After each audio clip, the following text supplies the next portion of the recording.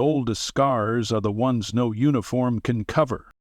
In a world obsessed with titles and shiny credentials, what happens when true honor walks in unannounced? Let us know in the comment section below, and be sure to subscribe as we unravel a moment that shook a nation. Oscar Thurmond adjusted the frayed edge of his tie. His fingers, slow but steady, moved with a deliberate calm, the kind that comes from a man who had once diffused IEDs with nothing but wire cutters and instinct. The ID badge clipped to his blazer was worn smooth. Its edges curled, the ink on the laminate almost gone. To some it looked like a relic from a forgotten past.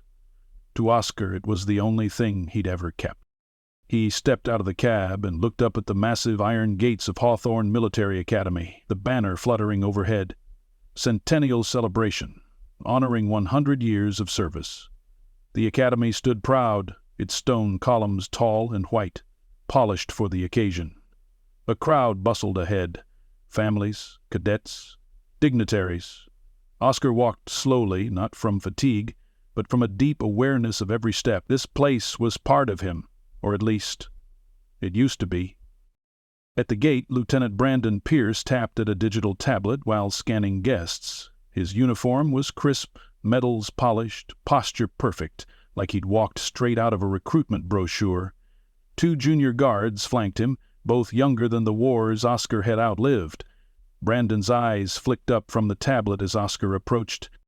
"Good morning, sir," Brandon said with polite formality. "May I see your ID?" Oscar unclipped the badge from his chest and handed it over. Brandon held it with 2 fingers, like it might crumble if he gripped it too tightly. He stared, blinked, turned it over, looked back at Oscar. "I'm sorry, this ID isn't valid. It doesn't scan."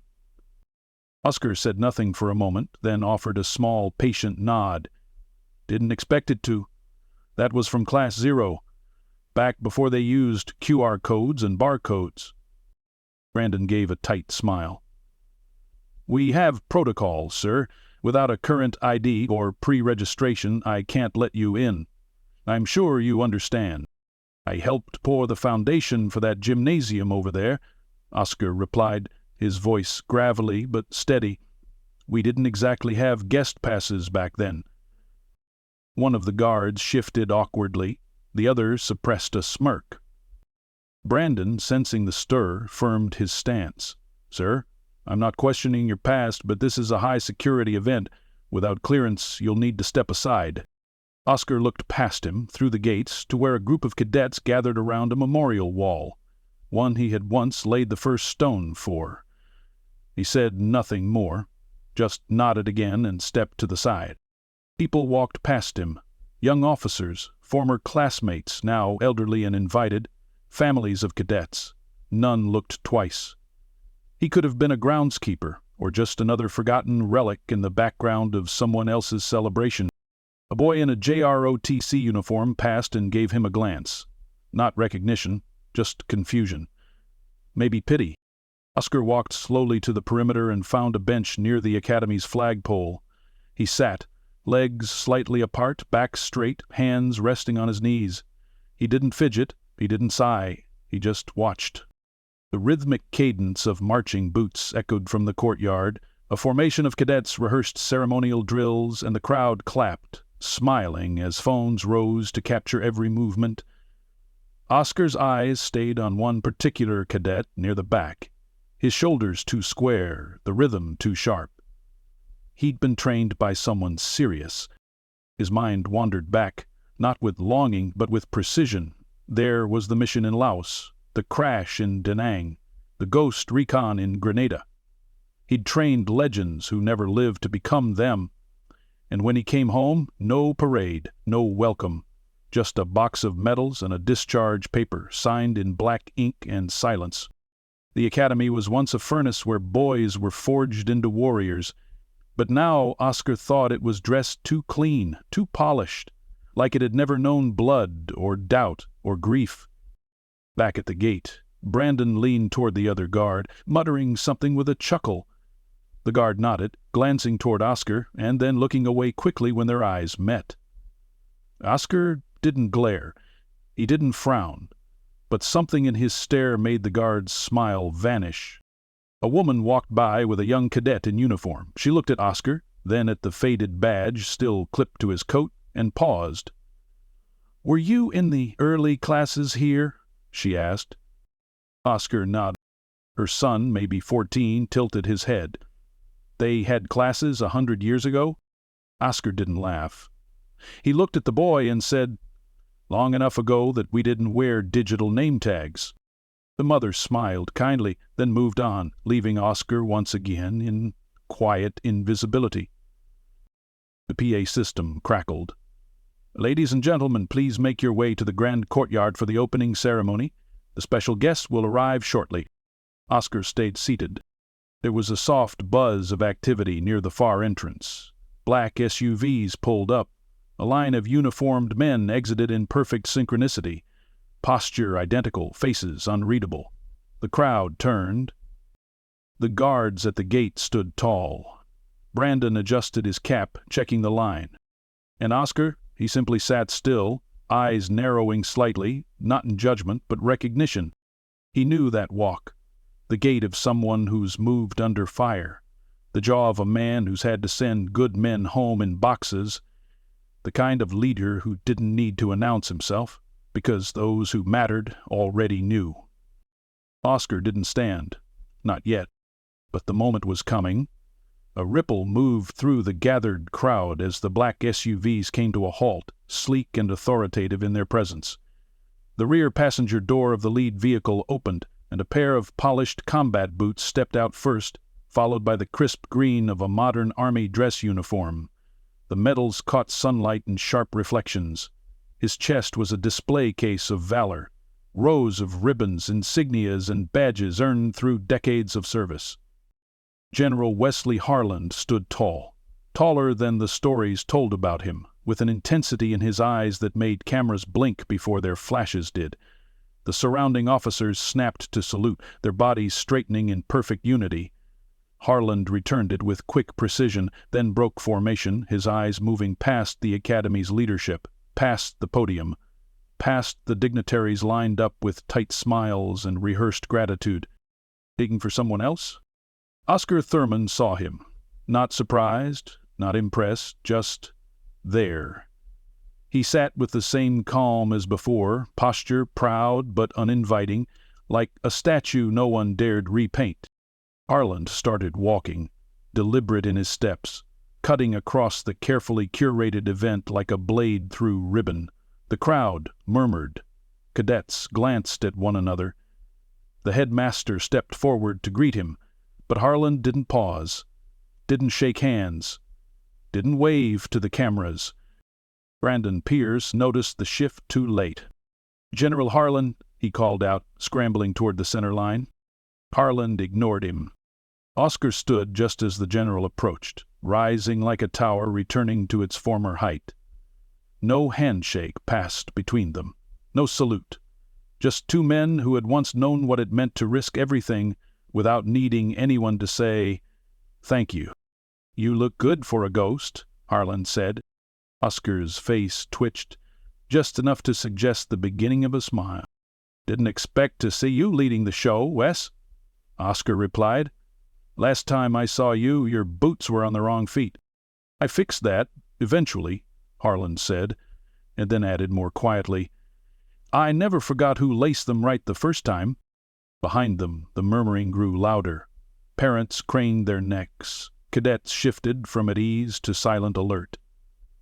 Brandon pushed through the crowd, flustered, the rejected ID badge now held awkwardly in his hand. "General, I'm sorry. This gentleman, didn't have credentials. We couldn't verify his identification," Brandon said quickly, as if trying to reclaim authority that had long since evaporated. Harland turned, slowly, like a mountain acknowledging a fly. "What's your name, Lieutenant?" "Pierce." "Brandon Pierce, sir." Harland glanced at Oscar, then back. "Lieutenant Pierce, you just denied entry to Sergeant Major Oscar Thurmond, the man who trained the very first Special Forces instructors, the man who infiltrated Fallujah under cover when half of you were still watching Saturday morning cartoons, The man whose name doesn't show up in records because most of his missions still aren't declassified.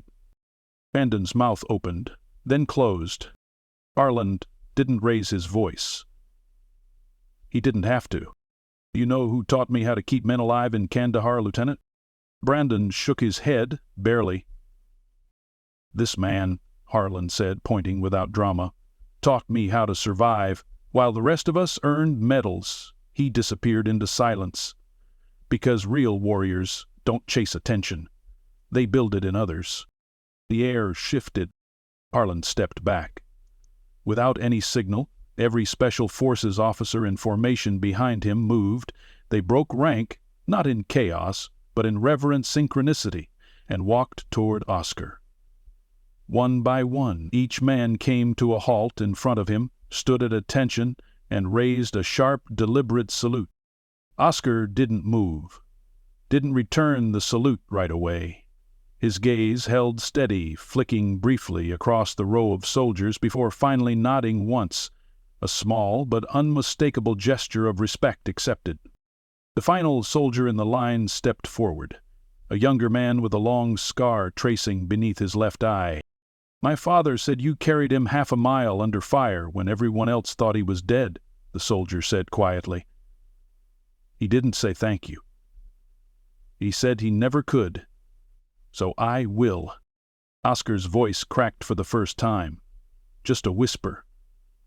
He was heavier than he looked. The man smiled, stepped back into line. The silence that followed wasn't awkward.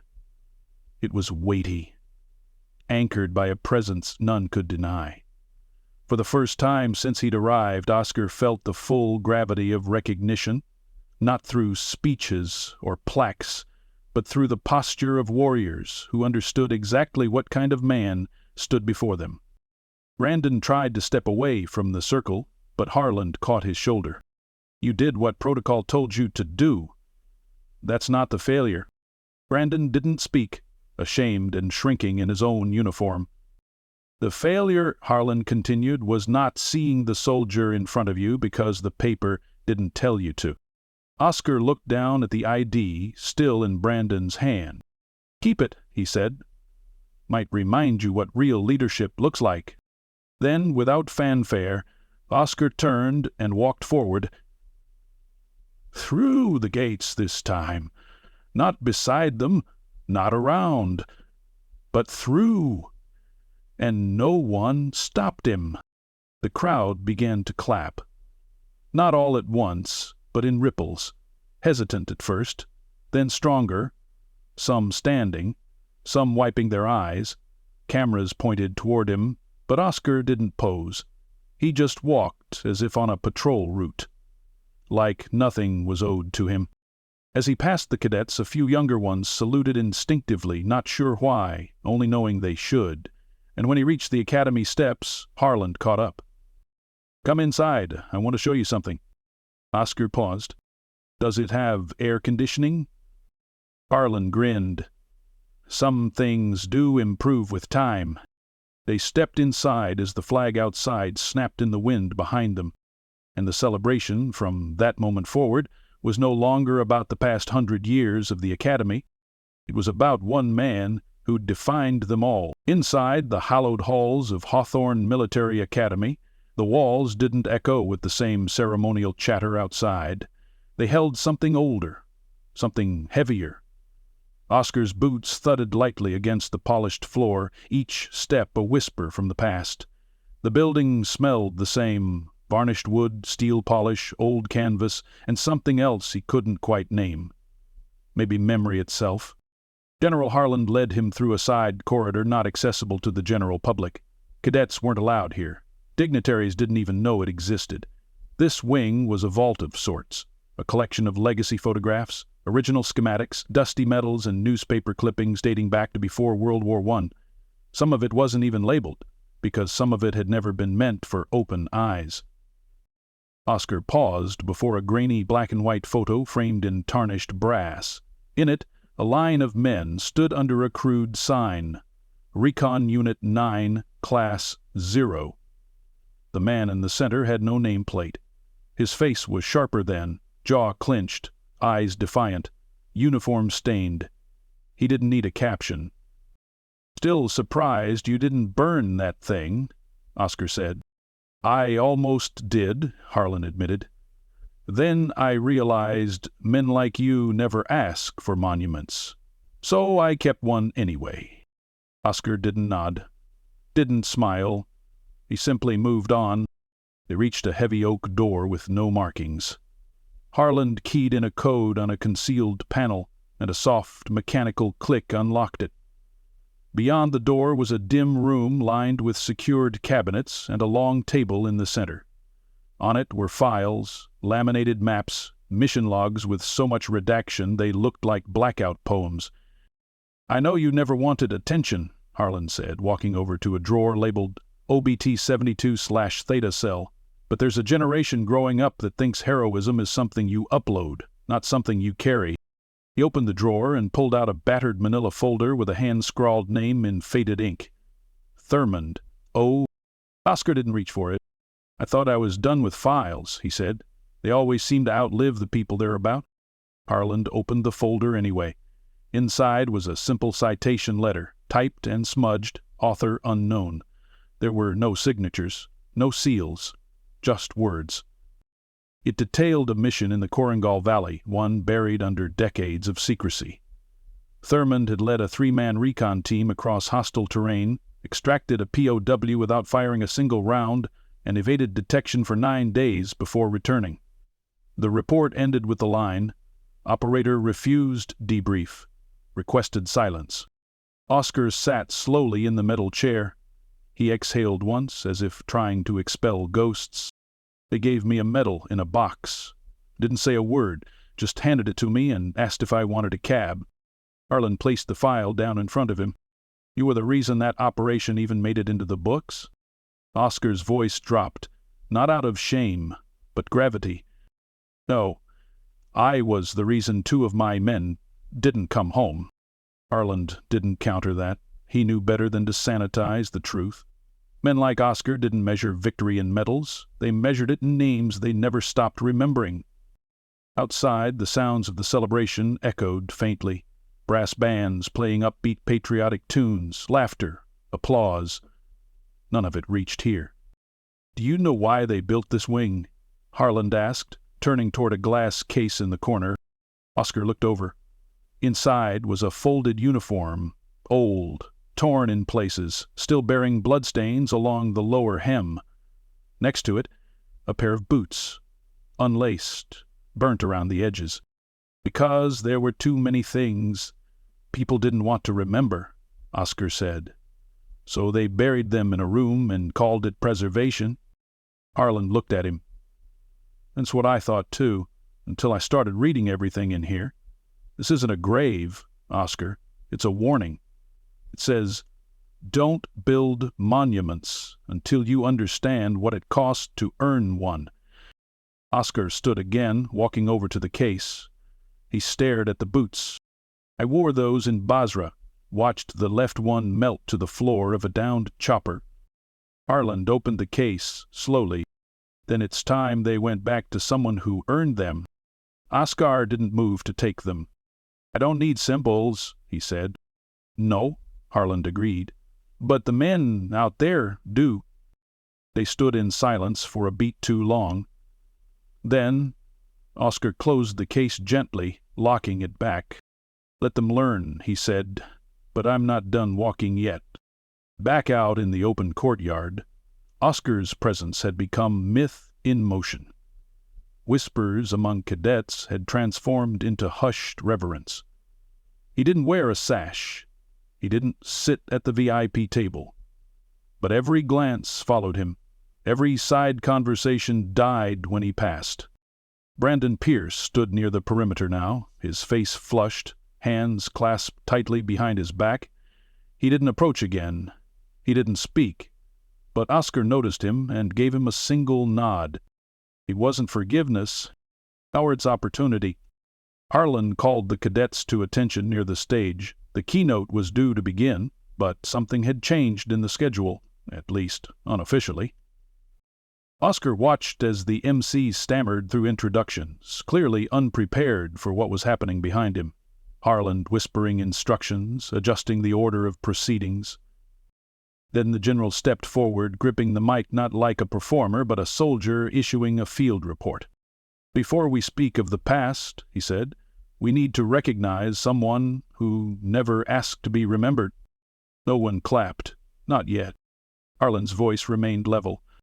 "Sergeant Major Oscar Thurmond trained the ghosts who protected our nation. His name isn't etched in granite or printed on medals, but we carry his legacy in every lesson we teach here. He didn't just walk these grounds. He built the code we claim to live by." Now the clapping began, slow, unsure, then louder. Oscar didn't step forward. He stood beside the crowd, unmoved. But he was listening, and for once he let the applause reach him, not out of pride, but release. It had never been about recognition.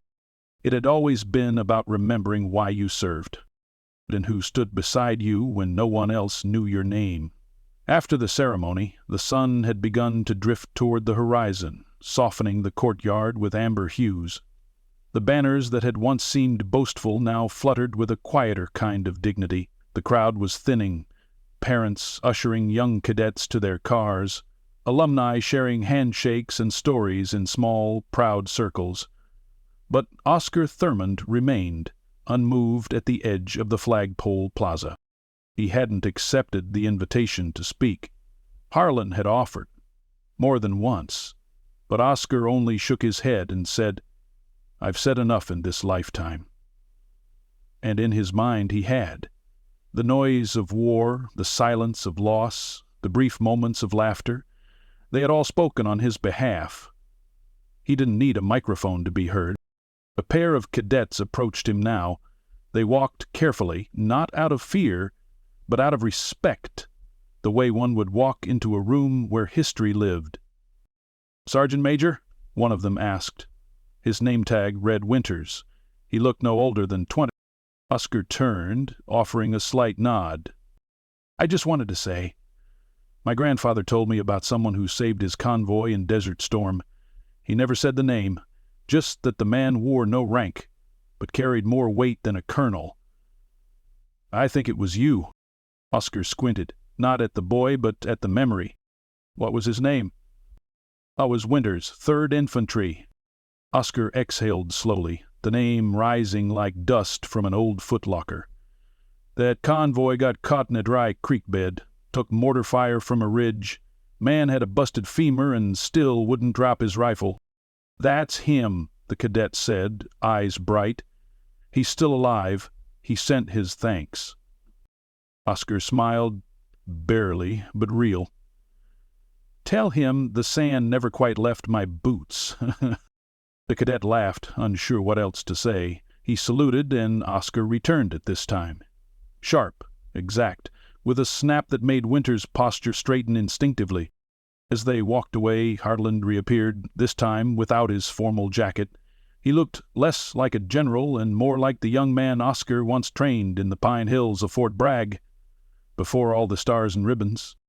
"They're putting in a plaque," Harland said, "by the Academy Museum.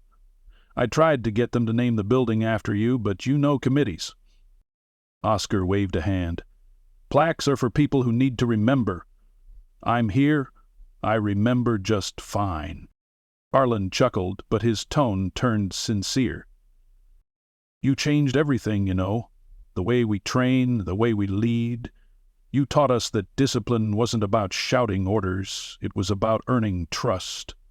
You did that." Without asking, Oscar turned to him, his voice even. "Wes, I didn't come here for ceremonies. I came because I wanted to see if it mattered." Harlan blinked. "And does it?" Oscar looked across the campus, watching a young cadet hold open the door for an elderly alum in a wheelchair. Another group of students stood, heads down, reading the Academy's newly unveiled Wall of Valor, where Oscar's name had just been quietly etched near the bottom. Not big, not bold, but present. "I think," Oscar said for the first time in a long while, It might. The last of the vehicles began to clear out. The flags still waved, the sky now painted in deep orange and violet. But no one seemed to be in a rush. People lingered as if afraid to end something sacred. Then, unexpectedly, the rhythm of boots struck the courtyard once more. From the far end of the drill field, a formation of Special Forces soldiers appeared. No announcements, no band, no camera crew, just 32 men in perfect silence, marching in 2 columns, moving with purpose. They didn't head for the stage. They marched directly to Oscar. When they stopped in front of him, the soldier at the front, an officer with a thick scar just beneath his collar, stepped forward, extended a folded cloth bundle, and opened it. Inside lay a fresh uniform jacket, old style, exactly like the one Oscar had worn in '72. The same cut, the same insignia. Only this time it bore new stitching above the heart. Thurmond Legacy, Unit 0. The officer spoke plainly. "You may not wear the uniform any more, Sergeant Major, but every day we wear yours." Oscar's jaw tightened, his hands not reaching forward yet. Harland whispered beside him, "Go ahead. It's from them, not from the brass." Oscar took the jacket in his hands. The weight of it was familiar, heavier than fabric. He folded it gently over one arm. And then, without cue or command, every single soldier before him raised their right hand. 32 salutes, held in solemn unity. Not for the cameras, not for the press, but for the man who had taught warriors how to walk in the dark with clarity. Oscar looked at each face, some older, some barely past 20. He met every pair of eyes, steady, grounded, and then he returned the salute. Full posture, no hesitation. The snap echoed like thunder. Applause followed, not orchestrated, not prompted, just spontaneous, rising from every corner of the courtyard. Even the headmaster, who had once been skeptical of adding anything to the program, stood with his hand over his heart. Harland leaned in again, voice softer now. "We're building a new facility. Leadership development. I pulled some strings. It'll carry your name." Oscar turned to him slowly. "You did that without asking?" Harland grinned. "I figured the world could use more leaders like you." Oscar exhaled. "Then make sure they know the first lesson." "What's that?" He handed the jacket back to Harland, eyes twinkling just a little. "The real power isn't how loud you command, it's how many people choose to follow when you say nothing." Harland nodded, holding the jacket like a relic. The ceremony might have ended, but something greater had begun. In that place of banners and speeches, amid the final fading sun, a silent giant had been honored. Not with words, but with action. And for the first time in decades, Oscar Thurmond allowed himself a private moment of peace. He had walked in alone, but he was leaving remembered, and saluted